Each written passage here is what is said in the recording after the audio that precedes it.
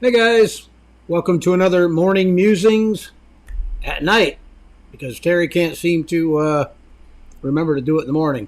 No, actually today I had kind of an excuse. Had a bunch of work out in the shop that I had to get done, and I wanted to.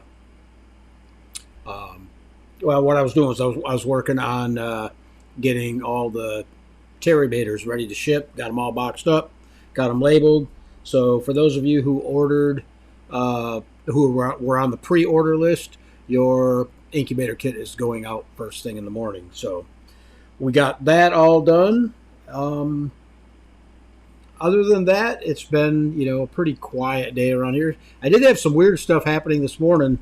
Um, I had my chickens. I got a half a dozen chickens in the brooder in my shop, and I thought, well, I'm going to take them outside. It was a beautiful day. I'm going to take them outside and let them get some fresh air and whatnot.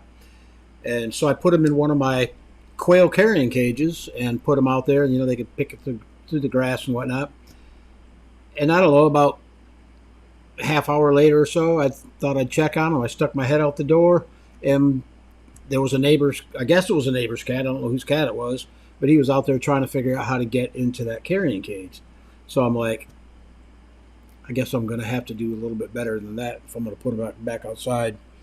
But another thing that happened was really weird was I brought the chicks back in, by the way, and got them, in the house, got them away from the cats. But I walked out a little bit later, and there was a red-tailed hawk, big sucker, in my backyard. And when I walked out there, it looked like he was trying to fly away, but he flew up about a foot and then kind of came back down. I thought, oh no, he got his foot tangled in something. So I was going to go over there and help him out. And what it was, he had a snake in his talons. He had caught a snake, and the snake was wrapped up in the grass. So when he tried to fly away, the snake kind of pulled back and brought him down to the ground. I'm like, what a day. But he finally got the snake and took off. And yeah. So that was how my morning hours went.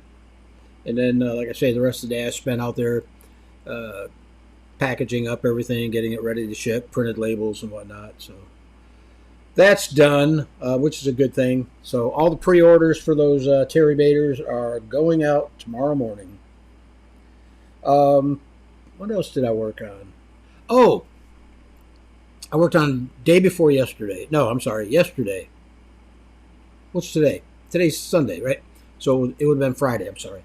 I went out to work the bees, and because it had been a couple weeks, since I've been out there, and got into one hive, and it looked fine. And I got into the second hive, and all I seen was drone bees. I'm like, what on earth is going on? I mean, there was regular worker bees in there, but there was a lot of drones. Like, oh no, what happened? So I'm going through every frame, and I couldn't find the queen. I'm like, oh no, I lost a queen. They're laying. I got a laying worker bee, and they're hatching out drones. But anyhow, I went through 3 boxes, couldn't find her, and then I started all over again from the bottom, worked my way up, got into the second box, and I found a queen, but it's not my queen because my queens were marked. And this one was really big, and I know the queen that was in that box was kind of a smaller queen. So I guess, and I did find a hatched queen cell. So there was a queen cell in there that something hatched out, and so it looks like they hatched out their own queen. She is laying. I did find eggs and I did find larvae, so that new queen is laying. But in Florida, we are supposed to, if you hatch out a queen like that, you're supposed to kill that queen and buy a queen from a known queen breeder, so you don't, risk getting Africanized genetics.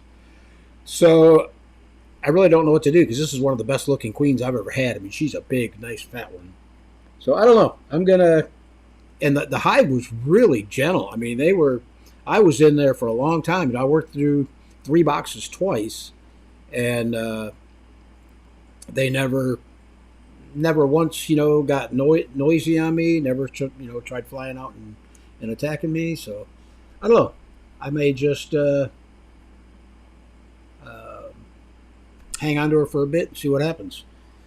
Let's see. That's about it for that. I did extract some honey. I got a few frames of honey of them. About a gallon and a half, I think, is what I extracted. so that was nice. I do have some good news. I don't see Andy in there yet. But for those of you who are waiting on the Celadon live stream, I talked with Anita. I'm sorry, I just saw Anita's name in there. I talked with Rebecca and I talked to Michael Rose, and they are both going to kind of tag team this thing and do a Celadon breeding live. And it looks like it's going to be right after the first of the year. They said we could do it before, but I don't know how many more live streams I want to get in between now and the first of the year. So, but anyhow, for those of you who are interested in Celadons, keep an eye out for that live. I think that's about it out of me, guys. I mean, I didn't really have a whole lot to say to you, but I felt bad for for not going live this morning. I was smart enough to at least make the comment over in the Katernix Corner group that we weren't going to go live. So, all right, you guys got any things that you want to talk about? Go ahead and post it over in the chat room, and we'll get right to them. Let's see who else is in the house today. Here we go again. I got to switch this over to live chat.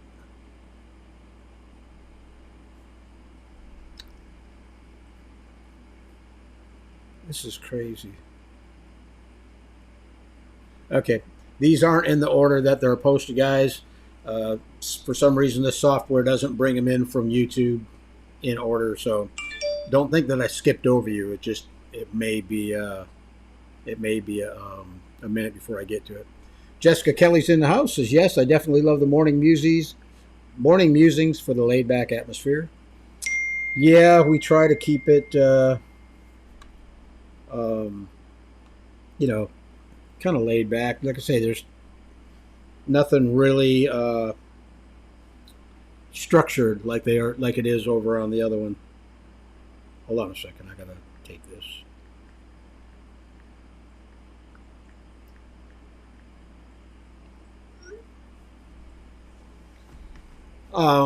Yeah. And that's what the whole morning musings is about. Just kind of kick back, drink some coffee in the morning, talk about whatever you guys want to talk about, and just enjoy the live stream. Nabika's in the house. Is nice talking to Don. I'm not getting many eggs, but since I don't have many customers, I haven't bothered giving the girls extra light. A few eggs a day is plenty to feed me. Yeah, that's cool. Jessica Kelly says, good evening. I actually really happy that it's in the evening today. I wasn't up early enough. I was up. I just I had so much on my mind out in the shop, getting all that stuff packaged up and ready to go. This is actually the first shipment of the Terry Bader incubator cabinets. So I wanted everything to go smoothly. So I got up early and I worked out there all day. Nabiki says, I like that it's a nice, relaxed sort of chat with no stress. Absolutely. Don made it. Don says, good evening from South Central Illinois. My Halloween hatch, 6 weeks old yesterday, started laying eggs today. I got 3 so far, jumbo pharaohs. Cool. Congratulations, Don. Miki says, hello. I was actually here at 6:05 this morning. I have been putting up Christmas decorations for the first time in many years. I am sorry I wasn't here, Nabiki. But I'm glad you are. Amanda Smith's in the house. Says, hi, everyone. Glad you could join us, Amanda. Miranda Barnes says, we are cutting out a Terry Bader tonight. Cool. So you're going to go ahead and cut yours out. I see that you bought a sheet of foam. I saw it over on Facebook. So cool.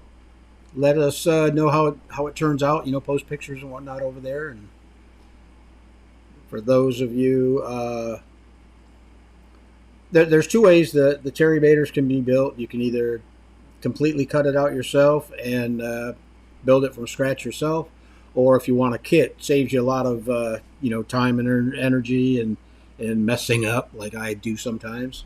And we have a kit that's all cut out on a CNC machine, so everything is pretty accurate when it comes to measurements and whatnot. So TM's in the house. Says hello, everybody. Glad you could join us. Delvin says, good evening to all the wonderful quailers from rainy St. Thomas. Yeah, we were supposed to, I'm waiting for the rain. I kind of followed it down. I know yesterday a couple people were talking up Tennessee, Kentucky area about some tornadoes. So I was kind of following that front down, but it hasn't got to us yet. They said about 7:30, 8 o'clock, so it's getting pretty close. Mark Garrett's in the house. Good evening, everyone. Good evening, Mark. Glad you could join us. And Anita Garrett is in the house. Hey, everyone. Glad you could join us, Anita. As always, Mark from the La Rochelle farm is in the house. Glad you could join us, Mark. Amanda Smith was, yay, we can't wait to get our cherry baiter. Going out first thing in the morning. They're all boxed up, labeled, and ready to drop off at UPS. So hopefully you'll have it this week sometime. Child of God's in the house says, hello, everyone. Glad you could join us. Oh, no. Mark says the dog got sprayed by a skunk. Has been dealing with that for the past hour. First and last dog. I've been lucky that we've never had a dog. I've got 4 dogs and never had one get into a skunk. But the only one that's really outside, runs around the backyard by itself is Red. So, and I've smelled skunks around here before, but I've never seen one, as far as being in my yard. See a lot of armadillos and raccoons and whatnot, but never saw a skunk. Good luck with that, Mark. I think they make some kind of a shampoo that you can get at like a pet supermarket that you can wash them in. It supposedly takes out that smell. Olive's in the house says, oh, at night, absolutely. Because Terry couldn't make it this morning. R&J Enterprises, so hello. Ronnie from Lubbock, Texas. Glad you could join us, Ronnie. TSK Quail's in the house says hello. Chris 4847 says hello, everyone. Hello, Chris.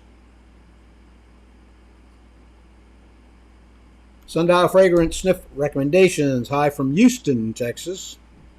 Glad you could join us. I was just going to say, too, for you, those of you who are either building the DIY incubator or have bought a kit, I just cut out some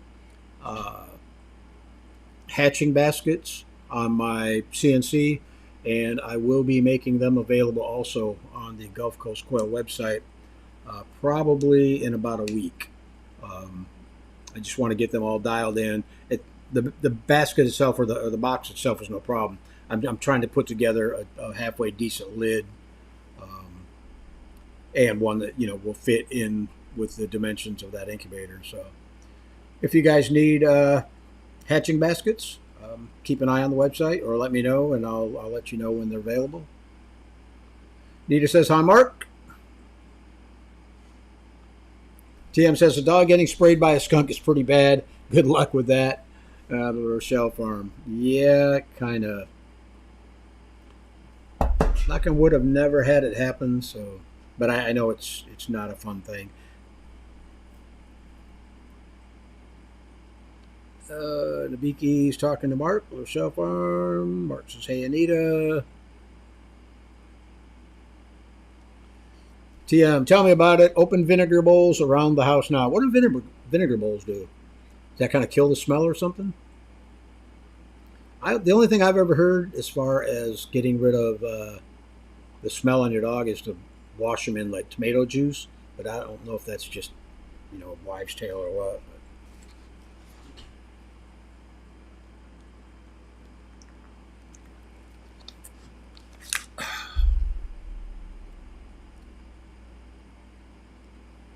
Nabiki says that does not sound like fun. Nope, not really. Hello at B.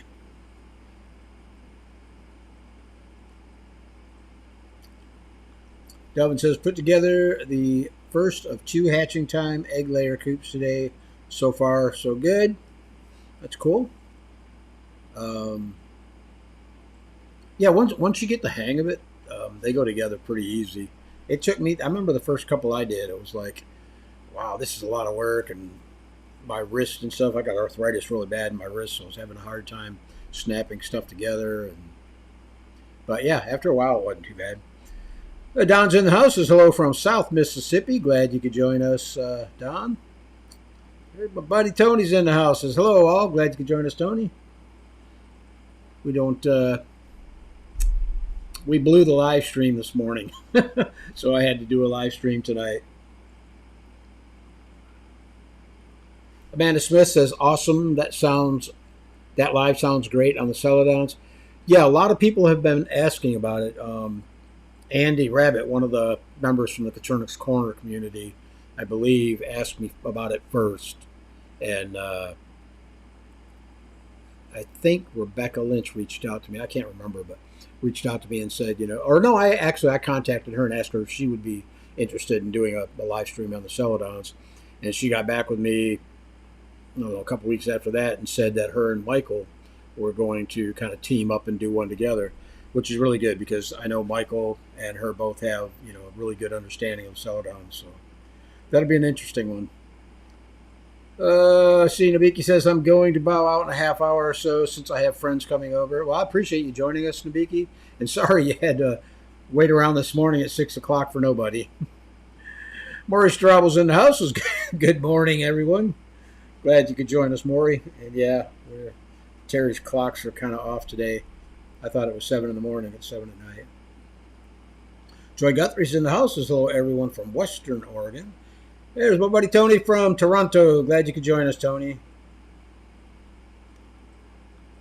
Debiki said, no worries. The chat being out of order doesn't show how my next comment was, the one about things being relaxed. I have no problems filling my time in the mornings. Yeah, I hear you. I'm the same way. I can, or any time for that matter. Yeah, I'm the same way. Especially in the morning, that's when I get all my brilliant ideas going on, and I come up with stuff I want to do. And I actually intended to go live this morning when I went to bed last night, but I got almost all the boxes packed up. I had a few left that I had to do this morning. I thought, and I had some cutting out I had to do on the CNC machine. I said, you know what, we'll just skip the live, and I'll get everything done out there. That way I don't have to worry about it. So it's done, and like I say, they're ready for shipping. RJ Enterprises says, I'm up to about 200 birds, but not all are laying yet. A local Asian market is taking all the eggs that my quail will lay. Yeah, make sure, you got supplemental lighting on them to give them a 16-hour day, and they should start laying pretty soon. Amanda Smith says, just appreciate any time to chat about my quail. My family gets tired of me talking birds. I hear you. Nabiki says, at my old place, there was a family of skunks. We actually got pretty friendly. We got within 5 feet of each other several times. One even ran over my feet once. Wow. I don't know if I would chance that. But that's cool. I mean, sometimes wild animals get friendly. We got I don't know what happened to them, but a neighbor across the road's got a big oak tree, a big live oak, and it's huge. I mean, this tree's got to be 100 years old, and it's always dropping acorns, so it's got a good squirrel population hanging out over there. But in the in the late winter, early spring, there's no food out there for the squirrels, and they'll come up to you and not beg for food, but like I was feeding them those little cheese crackers, the little square ones. They loved them. I could be 4 or 5 houses down on the sidewalk, and they would see me, and they'd come running down the sidewalk, come up, want their crackers, and it was pretty funny. Don says, I'm on day 3 of incubating the Christmas hatch with the eggs I won from the Gidraz family farm. Jumbo Egyptian. I wasn't going to hatch more this winter, but I am. Yep, everyone says that. I'm not hatching no more, but they always end up doing it. Nabiki says, I never got sprayed. Well, that's a good thing. Nita says, we're looking at 2+ inches of rain here between today and tomorrow. Wow. I looked at the news. Was that this morning? No, it was lunch today. We're only calling to get 1/4 of an inch out of that front that's moving through. So which is fine with me. I mean, we get enough rain in the summertime to keep me good for a whole year. Amanda Smith says we'll definitely get some of your baskets too. Yeah, like I say, let me get them. Actually, what I want to do is I want to come up with a different type of wood because I tested it out using pine. I'm not a big I don't like using pine inside the incubator. I'd rather have something a little more uh, denser. But anyhow, once I get that straightened out, and it'll probably be towards the end of the week, and they'll be on the website. Fred says, got my first order of quail eggs. 59% were not fertilized or shipping effective. It's just normal. Yes, if the eggs were shipped to you, um, 60% of the eggs didn't hatch or didn't show any development. I would lean more towards the shipping issue than not being fertilized.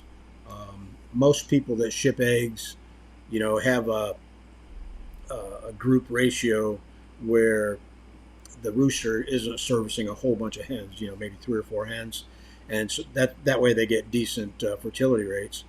But yeah, I would, I mean, that's shipping for you. Just never count your chicks before they hatch, especially if you're getting them shipped, because if you get 50% of them hatch out of a shipped order, you did very well, and that's pretty much the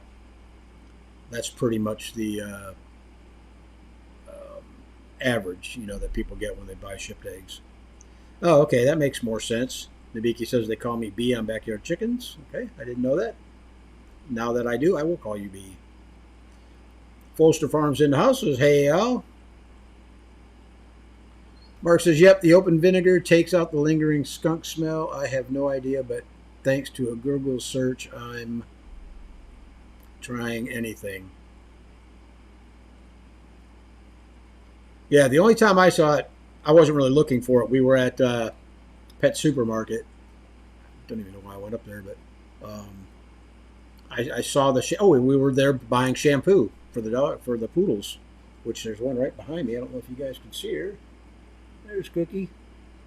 We were buying some shampoo for the poodles, but anyhow, it was right next to the skunk shampoo. So. Don says, talking to Mark, did you ever try that poop pet odor spray on TV? It's supposed to kill the odor on dogs. Yeah, I've never heard of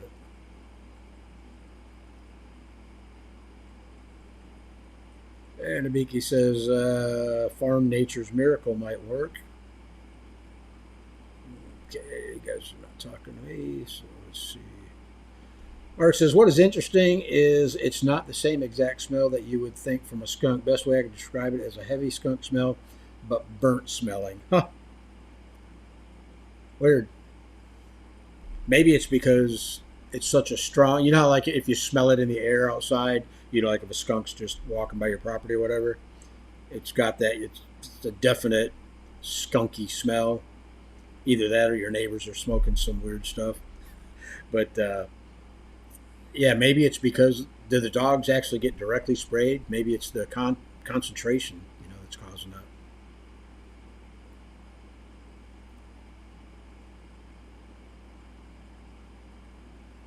That's a good point, Don. When I was selling eggs locally, I could not keep up with the Asian market. I won't say I made the mistake, but I went to a nail salon, and there was one girl in there that spoke English, and I told her about the quail eggs. I actually brought in like 4 or 5 dozen and just gave them to her and said, here, share these with your friends, and left a business card. And that was all I needed to do to have as many egg customers as I wanted, because they were constantly on the phone trying to get a hold of me or stopping by wanting eggs. Vicky says, for some reason, animals like me. I think it's because I tend to be very calm. Yeah, I'm pretty sure that they can sense that. Miranda says, questions. What can we paint the foam board with? Do we need to prime it or sand it first? I definitely wouldn't sand it. It's got a finish on it. I wouldn't sand it, but I would, if you're going to paint it, I would go ahead and prime it and then, put a color coat on it. Um, yeah, like I said, that you're just going to have to try it, Miranda. I've never painted any of them, so I really don't know, but I definitely wouldn't sand it. You might end up doing, you're going to end up scratching that foam and probably make your paint look worse. RJ Enterprises says, I do have extra lighting on the quail. Some are still young and should start laying soon. I have problems with all the poop. Any suggestions? Yep. Keep your trays clean and start a compost bin, or find somebody that wants it. And yeah, I mean, I think everybody runs into that same problem. I was actually, for the last probably 8 months, giving mine. I went out and I bought a few extra garbage cans. And I just told my wife, I said, just clean the trays. We dump them into those big plastic tubs, and I said, just dump the tub right into the garbage cans. We'll give it to the garbage man just to get rid of it. Mainly because my beehives are set up next to where my compost bin is, and I don't want her walking past the bees, and potentially getting stung. Anthony says it's raining over here. Huh. It might be raining here. I don't know. I thought they said 8 o'clock, but it may have already blown through and I didn't even realize it. Tony says, do you have any idea what causes bumblefoot? I had to put down 22 of my birds a couple days ago. At first, I thought it was poop stuck to their feet. Yeah, usually what happens, Tony, is your birds will get a small injury on the bottom of their foot, and that becomes infected, and it's actually a staph infection, so you want to be really careful with it. But, yeah, if you keep your birds on a coated wire, like, plastic coated wire, and the larger wire, like a 1/2x1, seems to work really well. I've had, when I first got into quail, I had all my birds on 1/2x1 uncoated wire, and I had the same problem, birds getting bumblefoot. As soon as I switched over to 1/2x1 coated, probably 70% of my foot issues went away, but I was still getting the occasional bird that would get bumblefoot. So then I went to a 1/2x1, and I've been running 1/2x1 for a little better than 3 years now, and haven't seen a case of bumblefoot since. So, but yeah, the main thing is if you've got galvanized wire 1/2x1 in there. What I did on mine was I took 220 grit sandpaper, put on a sanding block, sanded the whole floor down, just to knock those rough edges off the wire, and that kept the birds from getting any kinds of cuts in their feet. But that's basically what it is. It's infected. It's an infection that they get in their foot once they get a small cut. Foster Farms. Okay, talking to Tony. Bumblefoot is most often caused by uncoated wire. Absolutely. We switched to coated wire. It all but stopped. Yep, absolutely. Mary Howard's in the house. Good evening, Mary. Glad you could join us. Good evening. Hope you all are doing well. I am, and I'm pretty sure everyone else in here is so far. Glad you could join us, though, Mary. J.S. Herp says, hey, folks, I'm doing a no-turn test this week. My old Brinzia Turner is busted, so I set a few eggs in it anyway. 60 of 69 are fertile and in the hatcher now. Okay, well, hopefully you get a decent hatch out of it. I got to make a note to myself here.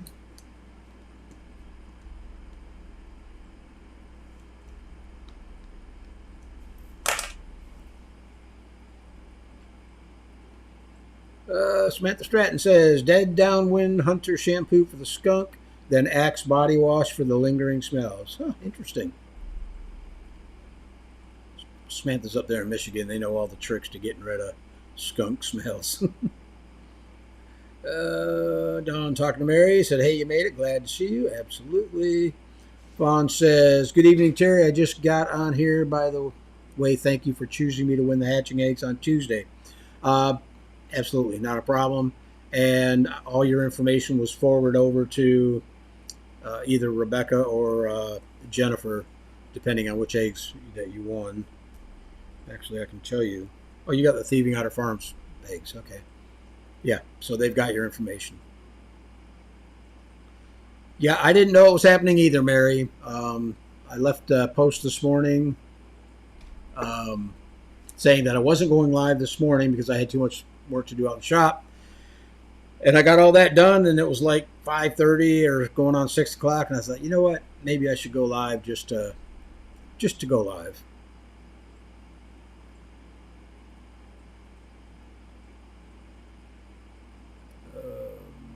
Yeah, Dawn saw it post on the website.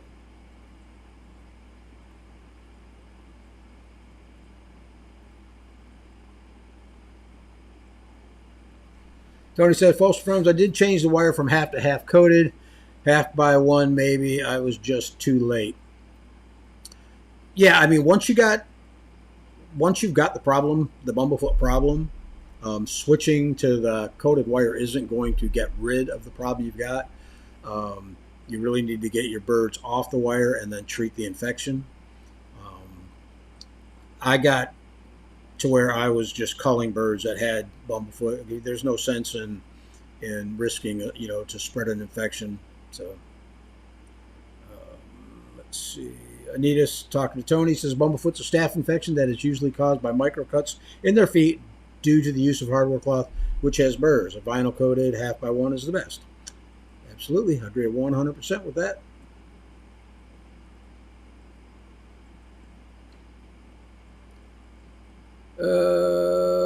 Anthony says, can someone tell me the best place to get egg cartons? Thanks.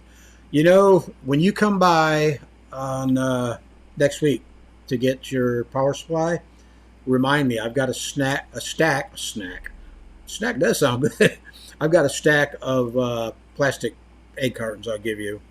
And also, oh, come on. H.P. Murray. Hey, he has them on his website. What's the name of his website?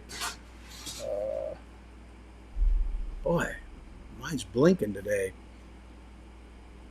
I'll get it and I'll send it to you, Tony.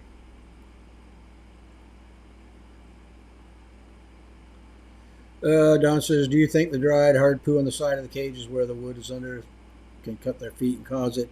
I have half by one coated, and when I clean it, it's super smooth. Yeah, it's hard to say, Don. I mean, and any small cut in the foot would do it, regardless of the source.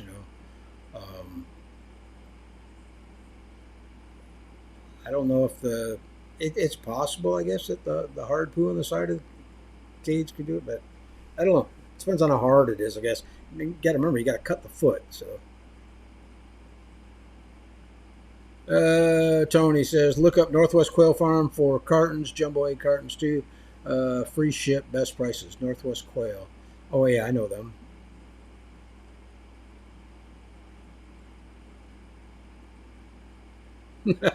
Bolster Farm says, Axe Body Wash helps with stinky teenage sons as well. That's funny. There you go. Go for Ridge Quail Farm. Thanks, Anita. I couldn't even think of that. For cartons, they have the regular and jumbos. Yeah, remind me, Tony, though, when you come by, I'll give you whatever I have left because I don't use them. Mary says, glad you decided to talk to us, Terry. I enjoy visiting with everyone. Absolutely. GIS Herps, go talk to Folster. My little giant holds decent humidity, so using it as a hatcher, but it does seem to have a few cool spots. Not sure how well it will work out, but we'll see in a few days. Yeah, it should do fine. You're on the last stage of incubation, so get the humidity where it needs to be and, hold it there. A little bit of a temperature variation in the last couple days really isn't going to affect your hatch that much. They might hatch out a day late or so, or a day early if it's too warm. But no, you should be fine. Amanda Smith says, question, does anyone in the United States have clean pharaohs, or do they all have sex-linked brown? Just trying to learn how to get the cleanest colors. Amanda, get a hold of Rebecca Lynch. Her and Michael have been working on a clean pharaoh line I know Michael's been working on it for a while, but Rebecca, who is really good at sorting and culling and whatnot, she's also been working with that line. As a matter of fact, if she gets to where she's got a clean farrow line, I want to get some from her. But most of the people, almost say 99% of the people in the U.S. have the sex-linked brown mutation in their birds, or sex-linked brown gene.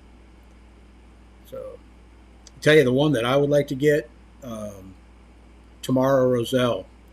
Look at her clean farrow line. She's got some gorgeous, and she said it's because of a possible crossing with a wild farrow that they have over in Australia. But they're amazing. I mean, there's absolutely no signs of the reddish brown coloration on the neck anywhere. I mean, it's a gorgeous bird. Juan says, I've never seen Bumblefoot. My quail live in an aviary. Is that something I should worry about?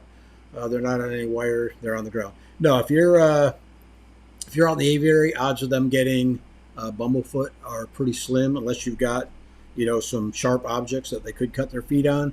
Then it's actually, if they cut their feet, it's actually a higher chance that they could develop it because they're outside on the ground. But no, odds are, the birds in my aviary, I never had a problem with any foot issue. I've never had a problem with any of my birds in the aviary. They all did extremely well. So, Mary says, this is an H.P. Murray at Gopher Ridge Quail. Yes, and quit rubbing it in, people. My memory is going here. Oh, jeez. Anita says, talking to Don, any poop buildup can cause it if there's a cut on the foot. It can get hard, but it would have to be sharp to cut. That's what I was thinking. I've never seen poop get a really sharp point on it. I don't know. I mean, I guess it could happen, but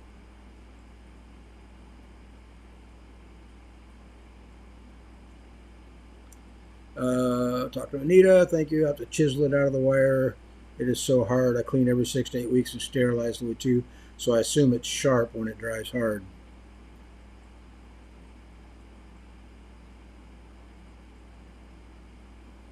Tony says, thank you, sir. I think I'll drop off some at the local nail salon and see if I can pay for some feed. LOL. No, it's a good thing to do. Just, I mean, if you've got, and I know you're producing, quite a few extra eggs, that's a market right there. And I'm sure out in Lehigh there's plenty of nail salons. So. But yeah, go in there, take in a 3 or 4 dozen, hand them to them, leave them a business card with your number on it. They'll get back to you. Don says, I've only had 3 hens in different cages get it in the past year and a half. Yep. I've been lucky.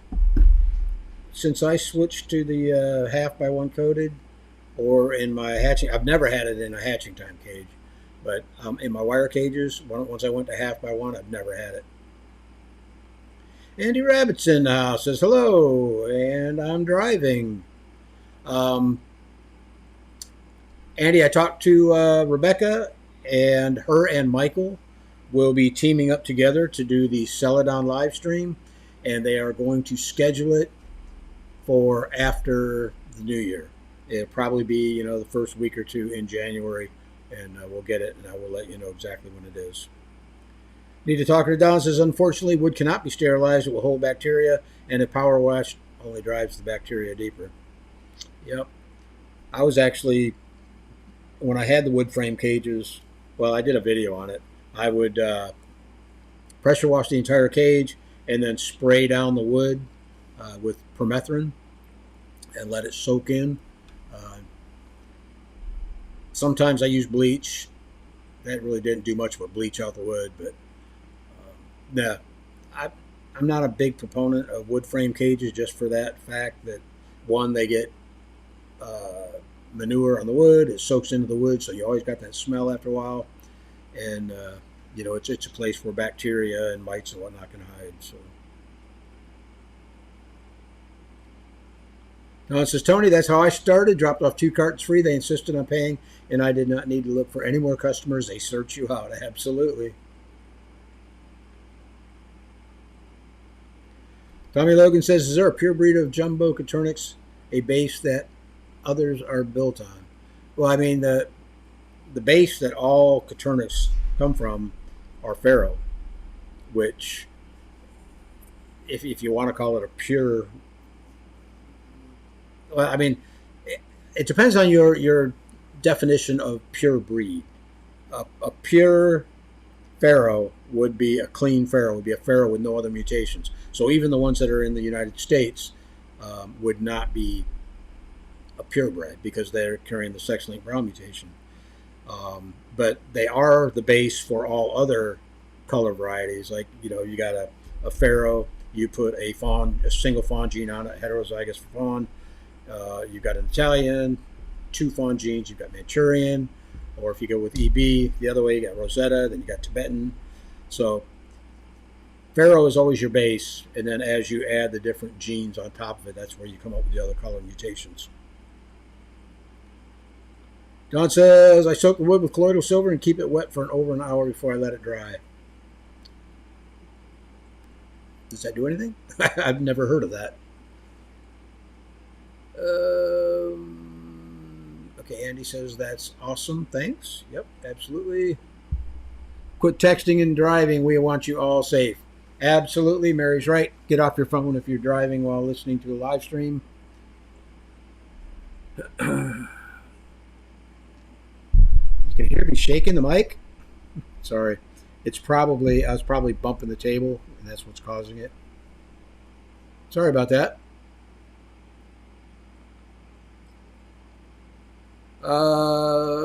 Glenn's in the house, says hello, Northern Michigan. Cool, glad you could join us, Glenn.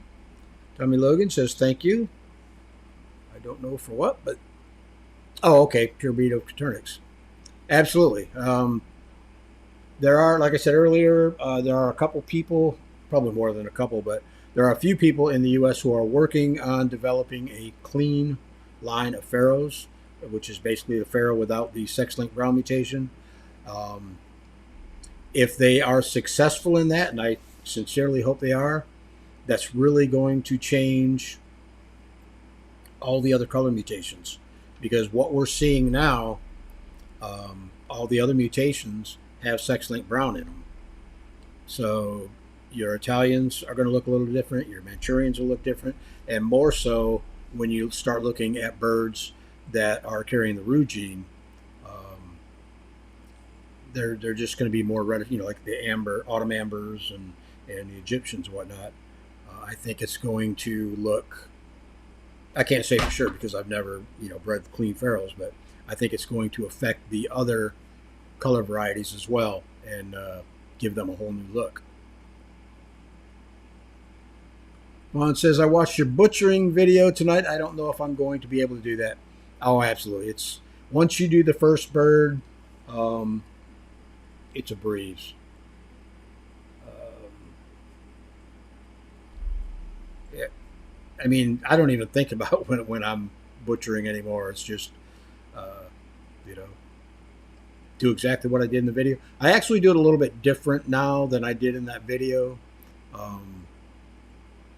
Well, not really. I mean, it's pretty close, but there's a couple techniques that I do different just to make it go a little bit faster for me. So. All right, I think we are at the bottom of our list. And it is going on, well, it's 7:45, so we did, just about an hour tonight, so that's cool.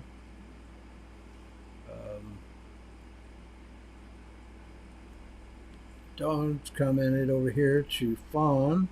Says, I wrote out his video in steps on paper. When I had a hurt bird, I had to do it. I was so glad I had it written out in steps. Taped it up on the porch and followed it. Cool. Hey, if it works for you, cool. No, it's a good idea, Don. I see a few more popping in here. It's weird. I see them pop up over on this computer, and I got to wait for them to pop up over here. All right, Glenn says, questions. I had a conversation with a person. The conversation was about feed during winter feeding. I was told to feed higher fat than protein. What should I do? Are your birds laying? Are they in a molt? Because all that really does make a difference. Florida, we don't have really much winters. Um, but I just stayed with the regular 16% layer formula um, throughout the winter. But I know what you're getting at. A lot of people say, add a little more corn and you can, help the birds stay warmer. Um, I tell you what, Glenn, over on the Caternix Corner Facebook group, there is a post that's pinned right up at the top with Jeff Maddox. Or if you want to watch the videos here, they're a little bit longer. There are 2 live streams that we did with Jeff Maddox. He's a poultry nutritionist, and he actually covered what you're talking about. Um, you can watch that and find out what he recommends, or you could just go over to the Caternix Corner Facebook group and in that post comment in there, and Jeff can give you an exact science behind feeding higher fat rates than protein or higher protein than fat. But I got a feeling he's just going to tell you to stay on whatever layer feed that you're feeding, as long as it's a halfway decent feed. Like I say, I don't have to mess with it because we don't really have a winter down here. So Mary says, played quail Tetris today. Ended up with 10 hens and somewhere around 20 for the freezer. Think I'll have to hatch some more to reach the numbers I want. Everybody's hatching, and I don't have a single quail here. Do you believe that? That's cool. Well, I mean, you got some birds in the freezer. That's always a plus. Tony says, thanks to all. I'm going to start fresh next spring. All cages, water, and feeders are cleaned and sprayed. That's the way, that's what a lot of people do. I've talked to quite a few people over the years, and it really slows down in the wintertime.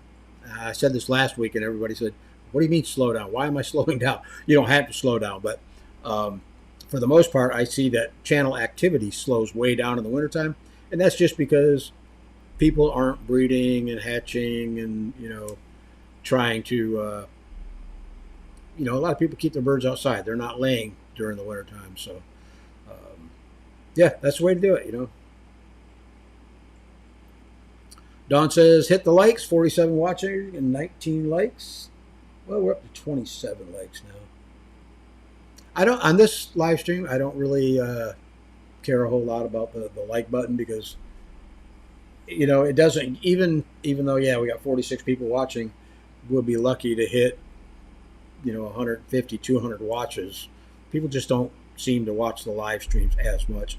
Now, the Caternix Corner Live on Tuesdays, that'll get, 1,000, 1,500, 2,000 views within a couple of days of broadcasting. So, but those usually have a little bit more information.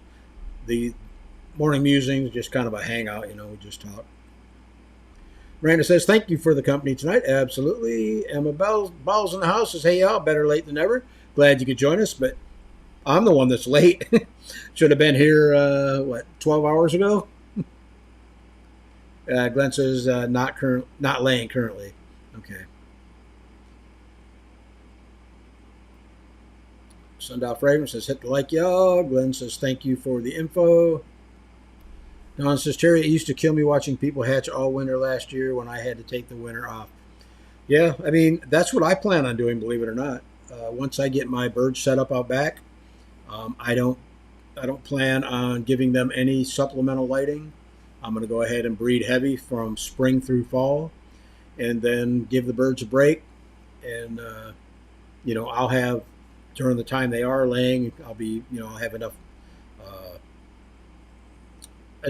eggs and butchered birds, to get me through. So,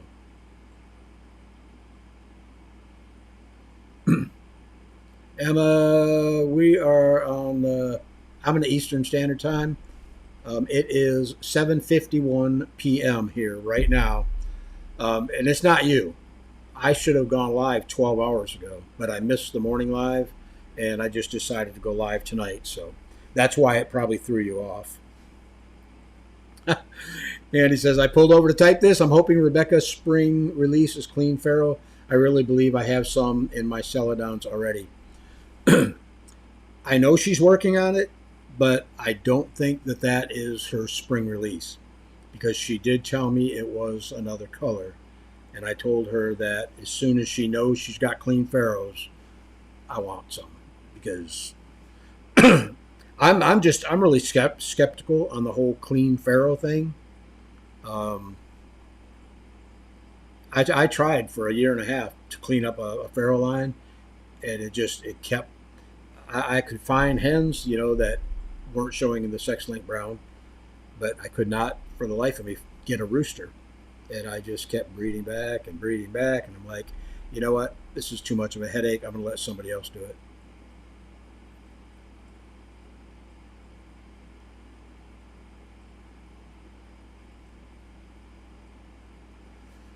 Oh. Okay. Alicia says I only have two still laying even with supplemental light. I get really want to keep a good line going though. Yeah. That's why I'm kind of taking a break from the whole winter, year round breeding. It'll be nice to have a little bit of time off, to let the birds rest up and whatnot. I'm not gonna be so particular as far as breeding for color variety like I was trying to do earlier. Um, I just want to get a nice meat pen set up out back, raise 20 or 40 birds and just have enough for meat and eggs. Basically, the reason I got into quail, 6.5 years ago, um, that I want to get back to that point again. Sandra Rabbit says, I think I'm always done for the winter, but I end up putting more eggs in the incubator at one point. Yep, that was my problem. I got an empty incubator. I better fill it up. Oh, this one's empty now. I better fill it up. Did that way too much. Okay, Emma says it's 0021 there. So you're across the pond, aren't you, Emma? Yeah, for it to be that time. I don't know. I'm not sure where you're at. Andy Rabbit says she ain't telling anyone what they are, though. Yeah, I know. She's. Um, I've asked to. She won't tell me, so I need to call. I need to call Michael. He'll tell me. Maybe. Emma says, "Can it be cleaned up?" They say, technically, if you look at it genetically, yes, you should be able to clean it up. But like I said, for a year and a half, I had, birds that I swore were going to eventually be a clean line, and that sex link brown mutation just kept popping up. So I don't know. Michael and Rebecca both know a lot more about genetics than I do, so if anybody can do it, they can.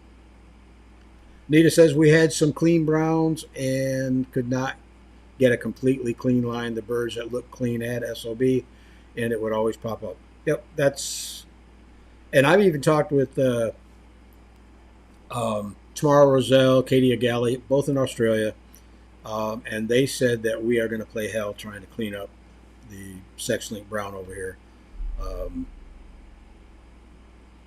I don't know where sex link brown mutation came from or why they bred it in. Maybe it was a size issue, or I have no idea. But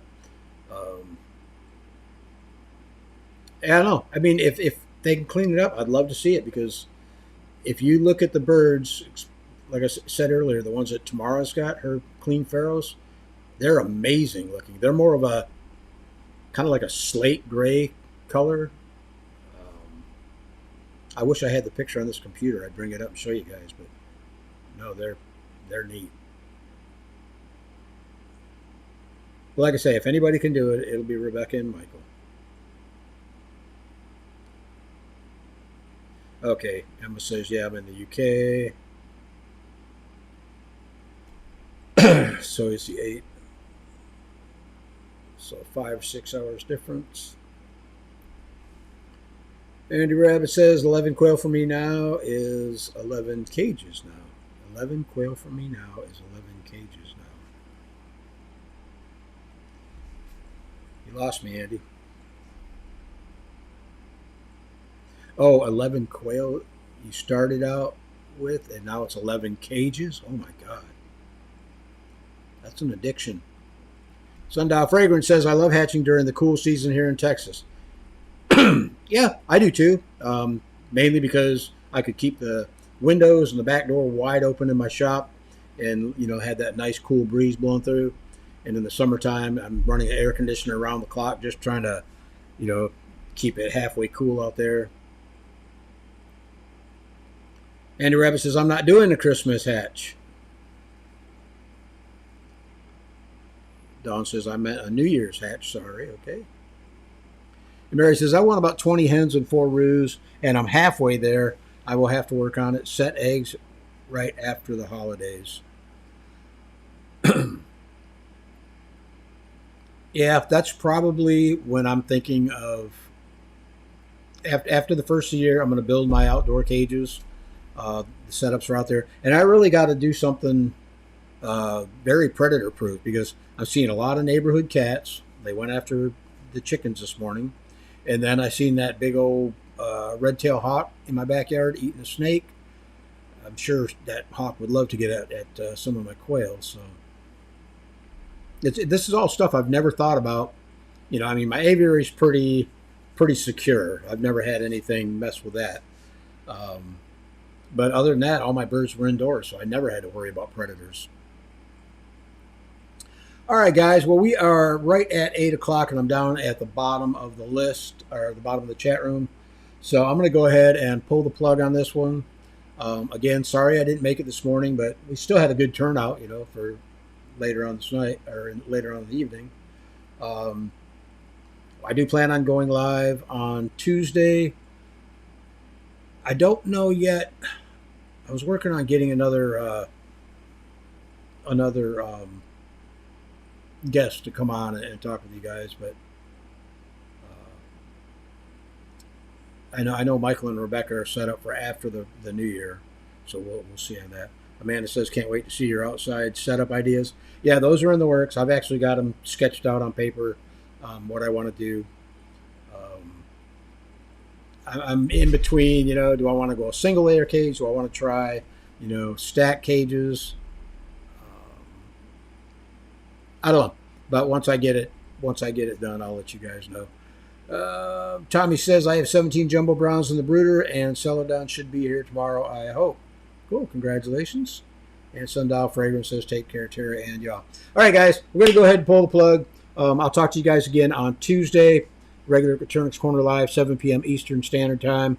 Join us then. We'll have our regular giveaways. The Thieving Otter Farm hatching eggs, Bryant's Roost hatching eggs, and also a $50 Hatching Time gift certificate. And, yeah, I'll let you know how things go. So everyone have a great night. Enjoy the rest of your Sunday and all of your next week. And we will see you guys Tuesday.